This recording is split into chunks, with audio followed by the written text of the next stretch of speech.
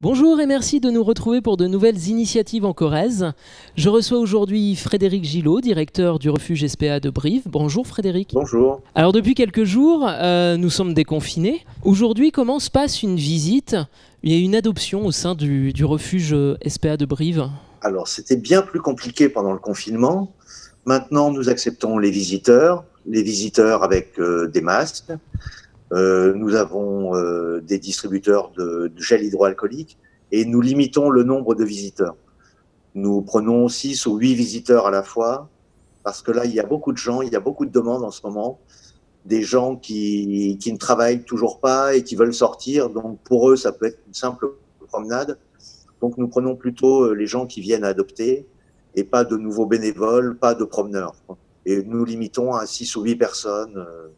Est-ce qu'il y a eu une recrudescence d'abandon pendant ces 2 derniers mois? Pas du tout, plutôt moins. En fait, les animaux que nous recevons beaucoup d'animaux perdus. L'essentiel des animaux que nous recevons viennent par la fourrière. Ce sont des animaux qui sont retrouvés en ville ou dans 30 communes autour de Brive. Et la fourrière était fermée. Les employés communaux ne travaillaient plus. Donc en fait, on a eu beaucoup moins d'animaux qui sont rentrés et assez peu de personnes qui ont abandonné des animaux. Peut-être parce que les gens avaient moins de problèmes avec leurs animaux puisqu'ils étaient chez eux. Donc pas de problème de fugue, les animaux fuguaient moins, enfin voilà. Et puis surtout les animaux qui étaient errants étaient beaucoup moins ramassés. Donc on a eu beaucoup moins d'entrées au refuge. Pendant ces 2 mois de confinement, les bénévoles étaient toujours présents à s'occuper des animaux? Les bénévoles étaient toujours présents, mais en nombre très limité, pour des tâches de nettoyage, de nourrissage, enfin pour s'occuper des animaux, vraiment s'occuper des animaux. Et il n'y avait pas de bénévoles qui se baladaient, qui se promenaient, qui visitaient. Enfin bon, c'était vraiment plus sur le travail avec les animaux. Le confinement a-t-il eu un impact sur le comportement animal? Aucune différence. On n'a pas eu d'employés malades, on n'a pas eu d'employés en arrêt pour la garde d'enfants.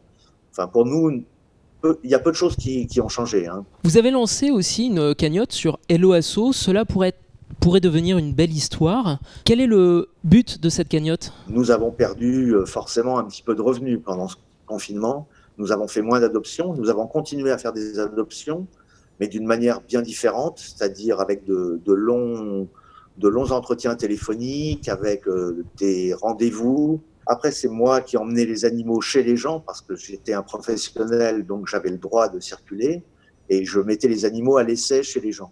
Mais néanmoins, nous avons fait beaucoup moins d'adoptions. Donc, nous avons moins de revenus. Donc, nous cherchons à compenser auprès des gens sensibles à la cause animale. Nous cherchons à compenser cette perte de revenus. Donc, ce sont des étudiants d'une école de commerce parisienne qui, dans le cadre de leurs études, ont décidé de mettre en place une cagnotte. Donc, la cagnotte vient d'être lancée. Elle part gentiment. Et on espère donc recevoir un petit peu d'argent pour continuer à s'occuper correctement des animaux.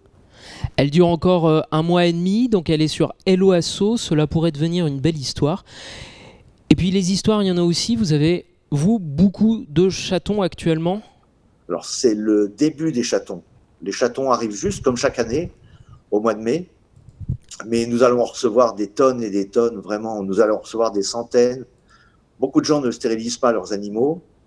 Et ils ont des portées de chatons dont ils se débarrassent dans les poubelles, sur les trottoirs, dans des cartons ou même devant la porte du refuge la nuit. Et donc là, on va recevoir énormément de chatons. Les tout premiers à l'adoption arriveront dans une dizaine ou une quinzaine de jours, mais nous commençons déjà à les recevoir en fourrière. Mais il y a un délai de garde en fourrière de 8 jours, donc nous allons recevoir énormément de chatons, et justement parce que les gens ne veulent pas stériliser. Donc pensez à stériliser, pensez à tous ces chatons. On répète, il y a donc la cagnotte sur Hello Asso encore pendant 1 mois et demi. Cela pourrait devenir une belle histoire. Merci Frédéric Gillot, directeur du refuge SPA de Brive. À bientôt. Je vous remercie beaucoup. À très bientôt. Et merci à vous de nous avoir suivis. À bientôt pour de nouvelles initiatives en Corrèze. Et d'ici là, n'oubliez pas les gestes barrières. Pendant l'épidémie, quels que soient vos problèmes de santé, faites-vous soigner.